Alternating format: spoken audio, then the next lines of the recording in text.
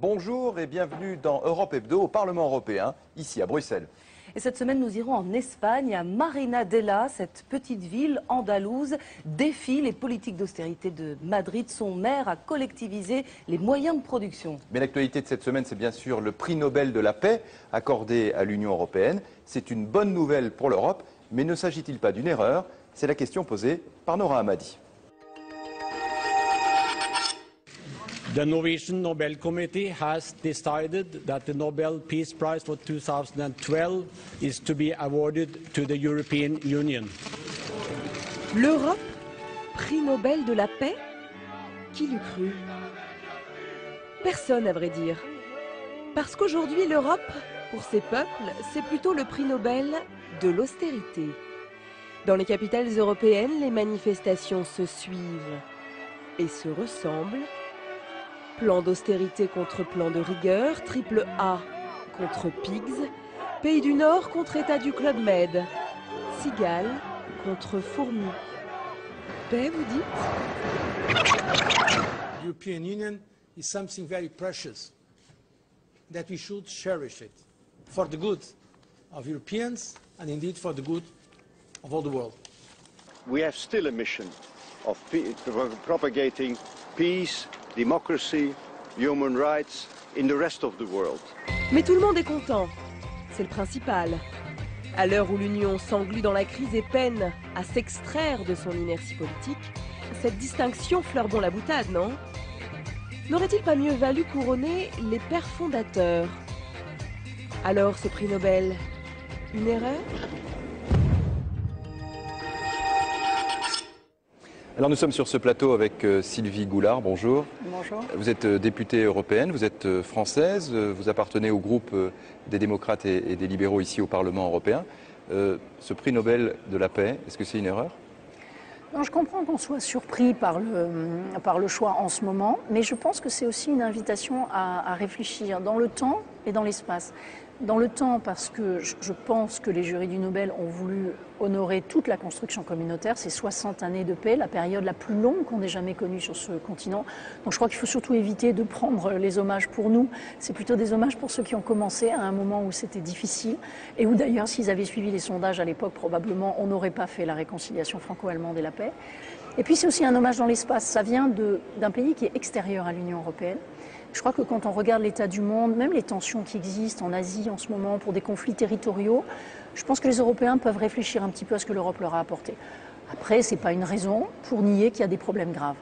Est-ce que ça ne vient pas malgré tout un peu à contre-temps? Moi j'ai été assez surpris des réactions négatives des citoyens européens qui disaient effectivement le prix Nobel de l'austérité, on vient de l'entendre, l'Europe a peut-être le prix Nobel de la paix mais elle n'a pas le prix Nobel de l'économie ni du social. Est-ce que finalement il n'aurait pas fallu que ça vienne plus tôt? Peut-être, écoutez, c'est pas moi qui l'ai donné. Ce qui me frappe quand même, c'est qu'en ce moment, il y a une espèce de contresens qui est en train d'être propagé sur toutes les ondes et dans tous les blogs, etc. C'est que ça serait l'Europe qui est la cause des problèmes économiques.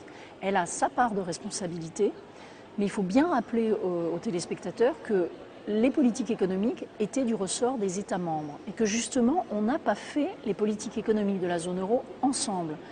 Et donc, il faut aussi qu'ils s'en prennent à ceux qui les ont dirigés dans chacun des pays. Et l'une des difficultés qu'on a en ce moment, c'est de préserver un cadre que chacun était censé préserver pour ceux qui le concernent et que certains ont complètement bousillé. Donc encore une fois, il ne s'agit pas du tout de disculper l'Europe pour ce qu'elle aurait fait de faux, mais faire aussi remarquer que les budgets en déficit, l'absence d'investissement dans l'avenir, les systèmes éducatifs en décapotable, ce n'est pas non plus toujours la faute à Bruxelles. Alors on a appris ce Nobel, l'existence de ce Nobel de la paix il y a quelques jours maintenant. Est-ce qu'ici au Parlement européen, il y a une fierté par rapport à l'attribution de ce prix?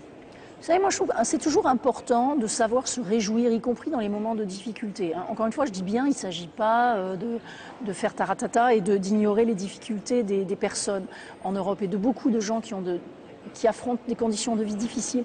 Mais je pense, vous savez, les Américains disent tout le temps « be positive », soyez positifs. C'est un des leitmotifs des Américains. C'est-à-dire qu'on peut toujours aussi ne voir que le côté négatif, où on peut de temps en temps se dire « tiens, pourquoi est-ce que des étrangers à l'Union européenne considèrent que ce projet vaut la peine? Est-ce que nous le jugeons bien ?» ça fait réfléchir. Voilà. Alors une autre information de la semaine, on a appris la démission d'un commissaire européen, du commissaire John Dalli, qui était le commissaire à la santé et aux consommateurs, sur des soupçons de fraude.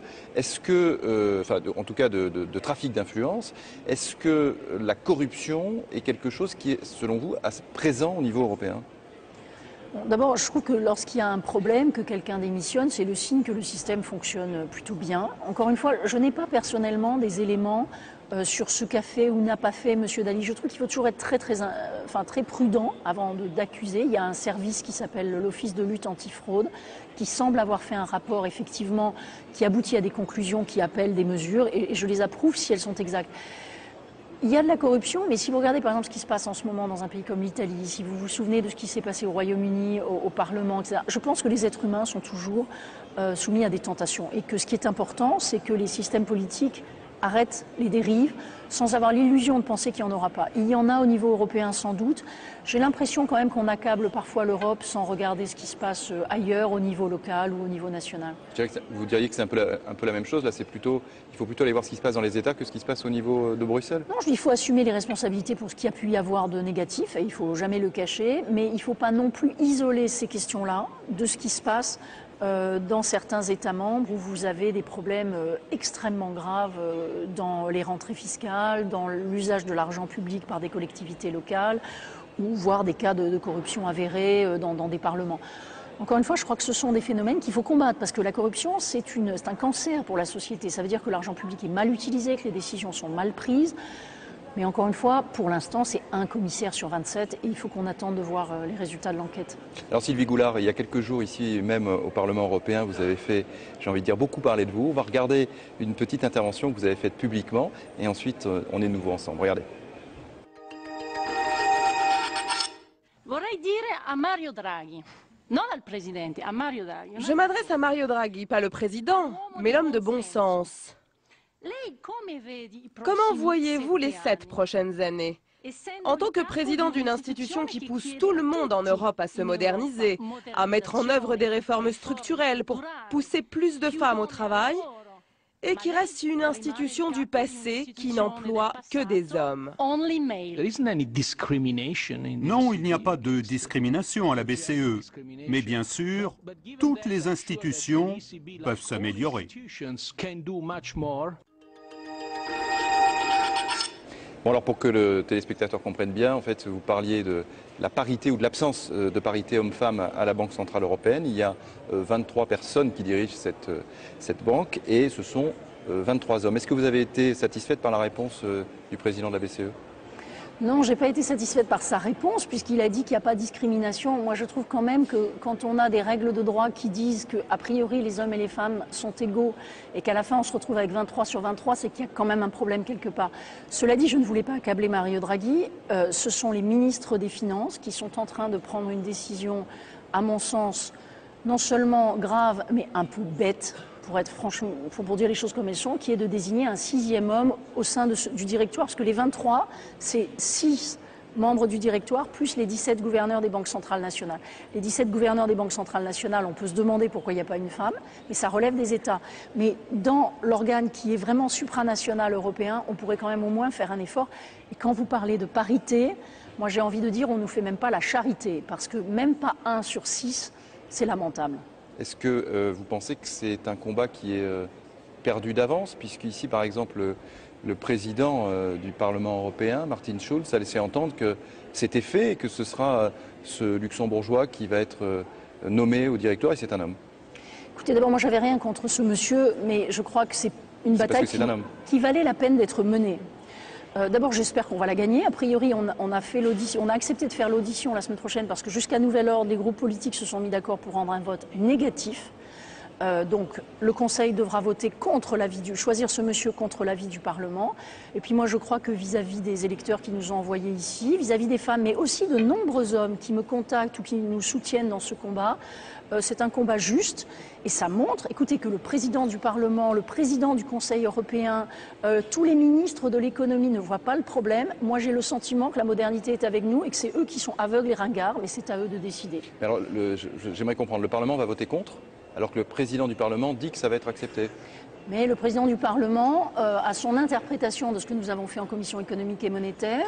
Il a probablement envie, ça peut se concevoir d'ailleurs, de favoriser des compromis. Vous savez, l'Europe est beaucoup fondée sur des compromis. Il y a des tas de cas dans lesquels moi je soutiens le compromis. Simplement là, il n'y a pas de compromis possible. À la fin, où on aura un homme et il n'y a pas d'autre nomination pendant 7 ans. C'est pour ça que je dis à Mario Draghi, est-ce que vous voyez pendant 7 ans à la tête de cette bande de mecs? Ou est-ce que... à la tête de cette bande de mecs. Oui, à la tête de cette bande de mecs, parce qu'il faut bien appeler les choses par leur nom. Tout le monde est poli. Tout le monde me dit que la parité, c'est un sujet d'une importance considérable et ne fait rien. Donc moi, je préférerais que ce Parlement prenne ses responsabilités, vote non, et le Conseil décidera. Un compromis entre un homme et une femme, je ne sais pas à quoi ça ressemblerait. Alors on va maintenant faire, comme chaque semaine, notre zapping des télévisions européennes. On s'arrête sur ce que les médias étrangers ont décidé de traiter. Et cette semaine, c'était beaucoup sur les indépendantismes en Europe. Regardez, c'est un zapping signé Aurélie Dafas. C'est décidé, l'Écosse aura son référendum avant la fin 2014. Les Écossais ont donc 2 ans pour décider de leur sort. Dans la plupart des sondages, environ un tiers des votants se prononcent pour l'indépendance, ce qui laisse donc une large part de la population indécise. Mais déjà, l'idée relance les velléités indépendantistes catalanes. Le Parlement régional souhaite une consultation populaire. Dans les rues de Barcelone, un espoir est en train de renaître. L'exemple écossais a démontré qu'un accord était possible. Le gouvernement catalan menace d'internationaliser le conflit si Madrid refuse le dialogue.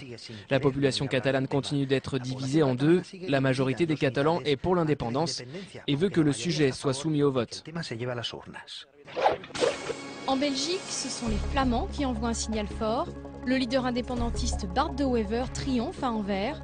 Des élections locales à l'impact national. L'électeur flamand a donné un signal très clair, pas seulement à la mer, mais aussi à la rue de la Loi, qui ne supporte pas un gouvernement qui n'est pas supporté par une majorité en Flandre, qui ne fait qu'imposer les gens. C'est inacceptable, ça doit arrêter. C'est la première étape de la conquête de la Flandre qui aura des conséquences sur l'ensemble du pays? C'est ce que j'espère, oui. Alors entre la Flandre, l'Écosse et la Catalogne, est-ce qu'il y a selon vous des points communs? Oui, je crois qu'on assiste à des phénomènes qui, bon, sans amalgamer, sont de l'ordre du repli sur l'échelon régional parce qu'on s'y sent plus à l'aise, avec parfois aussi un élément, et c'est ça qui est très inquiétant, de refus de la solidarité. C'est la raison pour laquelle personnellement je peux comprendre ces attitudes, mais je ne crois pas qu'il faille encourager ces phénomènes. La dislocation des États européens, indépendamment de la construction européenne, à mon avis, n'est pas une bonne chose pour l'Europe, pour sa force dans le monde, et n'est surtout pas une bonne chose pour le partage du fardeau. Il y a des régions plus riches que d'autres. C'est vrai qu'elles payent parfois plus que d'autres, mais il faut aussi se poser la question de savoir ce qu'est une solidarité si les riches ne payent pas. Je mets les pieds dans le plat, comme vous dites au début de votre émission. Je suis assez stupéfait aussi par le silence assourdissant justement au niveau européen face à ce que c'est régionalisme et également c'est nationalisme. Quand on voit par exemple ce qui se passe avec Aube Dorée en Grèce, à Bruxelles personne ne dénonce ça. Comment c'est possible? Non, c'est dénoncé. Je me souviens d'un débat récent au Parlement européen où on a beaucoup interpellé M. Barroso là-dessus. Il a été interpellé, mais lui... Oui, non, mais lui-même l'a dit dans ses discours et d'autres. Je crois que M. Van Rompuy en est préoccupé.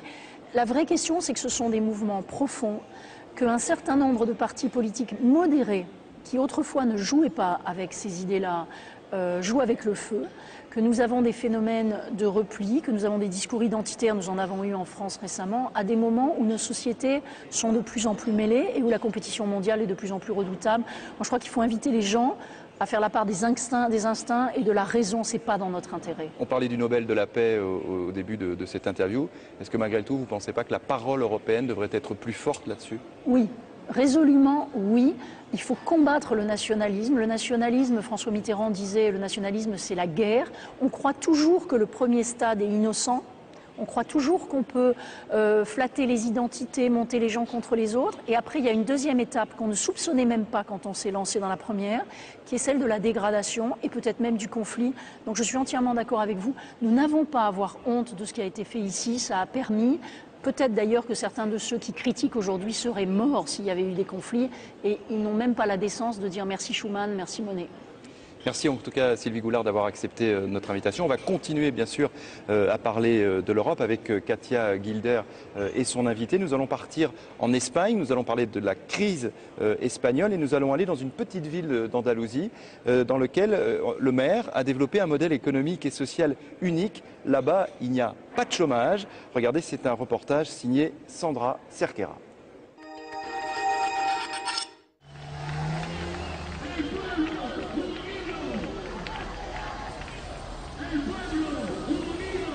Tout l'été, ils ont marché sur les routes d'Andalousie pour dire non à la crise. Derrière celui que les Espagnols surnomment Robin des Bois. Il a pris la tête d'un mouvement de résistance populaire, bien décidé à convaincre les maires de ne pas obéir à la politique d'austérité. Les coupes budgétaires se font sur le dos des travailleurs. Ce gouvernement de droite a fait tout le contraire de ce qu'il a promis. C'est pourquoi il est illégitime. Il faut le chasser au plus vite. Une marche et des opérations coup de poing dans les supermarchés pour aider les pauvres touchés par la crise. On m'a bien sûr beaucoup critiqué pour tout ça. Mais ça n'est pas du vol, c'est un acte d'insoumission, sans violence, pour attirer l'attention et montrer qu'il faut voir de l'autre côté de la crise, ceux qui n'ont plus rien, même plus de quoi manger. Il faut une rébellion citoyenne pour mettre en place un autre modèle économique et politique. Sinon, ça va être terrible. C'est le militant de la gauche anticapitaliste qui parle. Il y a 30 ans, Juan Manuel Gordillo décide de lancer dans sa ville une expérience des plus originales. Petite commune andalouse située à 1 heure de Séville, des noms de rues évocateurs et des fresques au slogan de révolte. Pas de police municipale. Une sorte d'enclave communiste en plein cœur de l'Europe, fondée sur une économie à 90% publique. Alors que l'Andalousie est la région espagnole la plus touchée par le chômage, avec un taux de 34%, à Marinaleda, tout le monde travaille. Une bonne partie des habitants est employée par la coopérative de la ville, créée par les ouvriers agricoles eux-mêmes après des années de lutte. En 1992, ils obtiennent gain de cause et exproprient 1200 hectares de terre. La terre doit être à ceux qui la travaillent. Dans le pays, ça va mal. Et nous, on a la chance de ne pas connaître le chômage. Notre exemple montre qu'on est une solution viable face au marché. Quel que soit leur poste, à responsabilité ou non, tous reçoivent la même chose, 47 € par jour, et effectuent une rotation afin d'assurer un revenu à tous. L'objectif de la coopérative, ce n'est pas de s'enrichir, c'est de donner du travail. Et ça, on ne le voit pratiquement nulle part. Les autres, ils veulent gagner toujours plus d'argent, mécaniser, pour qu'il y ait le moins de main-d'œuvre. Et ici, ce n'est pas ça le but. Mais avec la crise, ils sont de plus en plus nombreux à venir postuler pour travailler dans les champs. Difficile de donner du travail à tout le monde. Parmi les chômeurs qui arrivent, beaucoup étaient dans le bâtiment.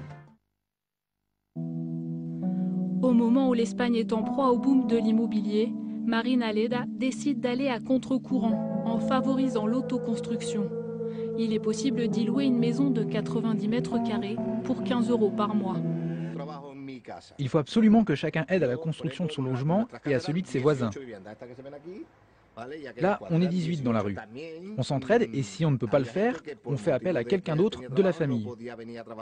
C'est la commune qui propose les terrains et fournit le matériel nécessaire à la construction des logements.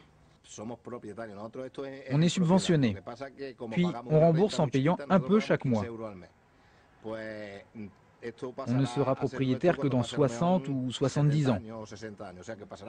C'est une façon d'éviter la vente et donc la spéculation. De même, il est impossible de nous hypothéquer, car on ne fait pas appel aux banques pour un crédit.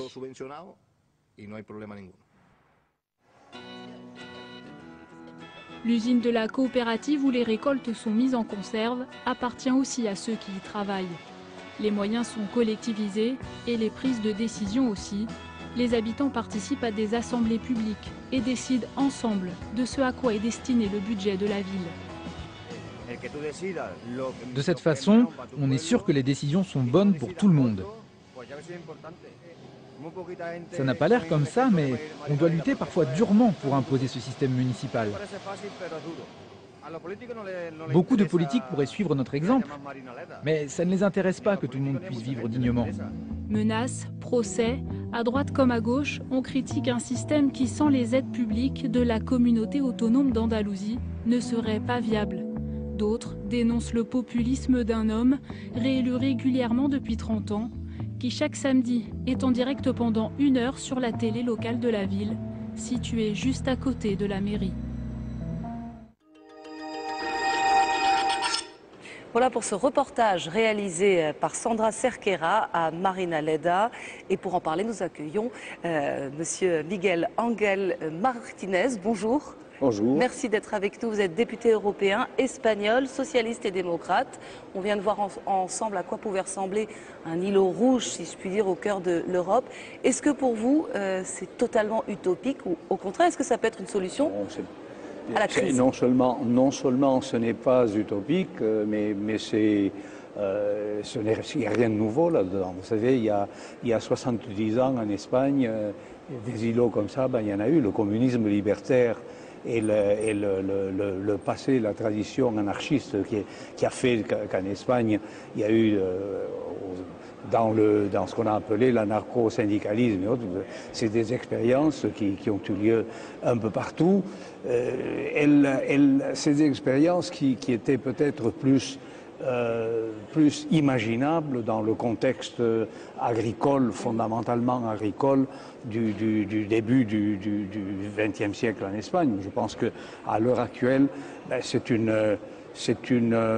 moi je pense que c'est un cas qui est nécessairement touchant, parce que c'est une réaction qui n'est pas seulement la réaction d'un homme ou de deux, qui est quand même la réaction d'une commune qui n'est pas un village, qui est au niveau européen, on dirait quand même une petite ville. Combien d'habitants voilà, à peu près? donc c'est pas du tout le 30 000 village. habitants à peu près, c'est ça? Il y a à peu près 30 000 habitants. Voilà, donc c'est une ville. Donc c'est une ville avec tous les problèmes de la ville.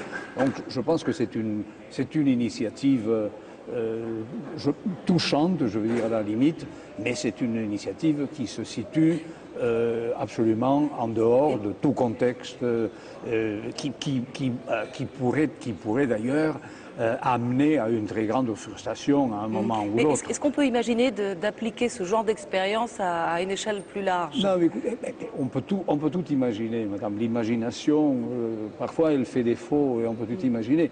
Mais ce que je veux vous dire, on montre la coopération. Vous savez, il y a des milliers et des milliers de coopératives en Espagne qui fonctionnent d'ailleurs de façon où les gens vont travailler.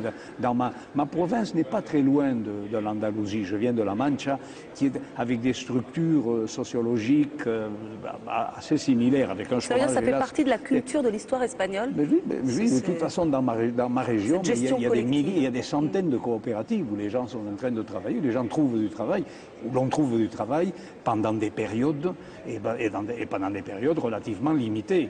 Donc, moi je pense que c'est une initiative touchante, c'est une initiative intéressante certainement, et je ne crois pas que l'on puisse imaginer un phénomène, si vous voulez, en cascade qui ferait que tout le pays et que toute l'Europe deviendrait un mécanisme ça me fait penser, moi, au Mao Tse-tung, absolument dépassé par la réalité chinoise de nos jours. Il y a eu beaucoup de portraits sur ce Robin des Bois espagnol, comme on avait pu l'appeler. Comment est-il perçu en Espagne? Est-ce qu'il est perçu comme un sauveur ou au contraire comme un dangereux utopiste, populiste? Non. Franchement, je pense qu'il y a quand même chez le personnage aussi, ne le cachons pas. Il y a des gens qui ont parlé de Che Guevara. Moi, vraiment, ça me fait aller très bien. C'est quelqu'un aussi qui vit beaucoup du médiatique. Vous comprenez l'aventure qui consiste à rentrer... Mais apparemment, il a une émission à la télévision locale chaque jour ou presque, j'ai lu ça, donc il y a un peu de populisme là-dedans. Oui, non, mais je vous dis, vous savez, de toute façon, dans le local, ça se passe en vase clos, c'est pas ça. C'est-à-dire, ce qui est important pour lui, c'est qu'on en a parlé, un peu partout, en Espagne, même à l'extérieur, je vois bien, et qu'on en a parlé parce que ce qu'il a vraiment fait, c'est défier la loi. C'est-à-dire se mettre hors la loi. Ça fait partie aussi de la confusion générale qui est en train de s'installer en Espagne. Alors, justement, Miguel Ángel Martínez, parmi les candidats au travail à Marinela, il y a aussi beaucoup d'anciens ouvriers du bâtiment, un secteur qui est quand même le point noir en Espagne. Est-ce qu'on a réglé ce problème immobilier qui est quand même un peu le talon d'Achille de votre pays? Écoutez, je pense que notre faute et dans une certaine mesure notre échec, ça a été de savoir que ce processus de bâtiment était voué à l'échec. Ça veut dire que c'était aussi de l'immobilier spéculatif? C'est ça le problème aujourd'hui de l'Espagne? Aujourd'hui, je ne veux pas dire hélas, mais aujourd'hui il n'y a pas de bâtiment qui pousse, ni spéculatif ni non spéculatif. Le problème aujourd'hui, c'est qu'il y a des centaines de milliers de logements vides que personne ne veut acheter ou ne peut acheter. Et non seulement cela, mais il y a des dizaines de milliers de logements qui ont été vendus à des gens dans des conditions, alors que les banques savaient qu'ils n'allaient pas pouvoir payer, ou que normalement, à un moment ou l'autre, ils ne pourraient pas payer. Et on est en train de leur enlever ces bâtiments, ces logements, pour payer. Oui. Et une fois qu'ils ont payé, ils payent moins que soi-disant la banque donne comme prix de marché aujourd'hui. Justement, puisqu'on parle des banques, est-ce que la situation la situation de l'Espagne, et notamment de ses banques, inquiète l'Europe, et on parle d'un éventuel nouveau plan pour aider les banques. Est-ce que ça, c'est compréhensible alors même qu'il y a 25% de la jeunesse espagnole au chômage? Est-ce que ça vous choque qu'on aide les banques une nouvelle fois? Moi, je pense que l'aide aux banques devrait être beaucoup plus conditionnée qu'elle ne l'est. C'est-à-dire qu'elle devrait être absolument conditionnée à un certain contrôle. Et je ne comprends pas comment on peut aider des banques qui continuent à payer des sommes très importantes. J'avoue que je dois avouer ma naïveté, parce que je n'avais jamais pu penser croire aux sommes qu'on est en train d'apprendre maintenant, que touchaient des membres de conseil d'administration de ceux-là qui n'administraient rien, et puis qui ont amené des sociétés à la ruine, et puis qui ont continué à toucher. Donc qu'il fasse soutenir les banques, je veux bien, qu'il fasse conditionner ce soutien de façon extrêmement sévère, je pense qu'il est indispensable aussi. Et que le fait que l'on puisse soutenir les banques sans un contrôle sévère et connu de la population amène l'indignation de nombreux citoyens. Comme c'est le cas actuellement. Merci beaucoup d'avoir été l'invité d'Europe Hebdo. On se retrouve la semaine prochaine à Strasbourg avec Nora Hamadi. Très bonne suite de programme sur les chaînes parlementaires.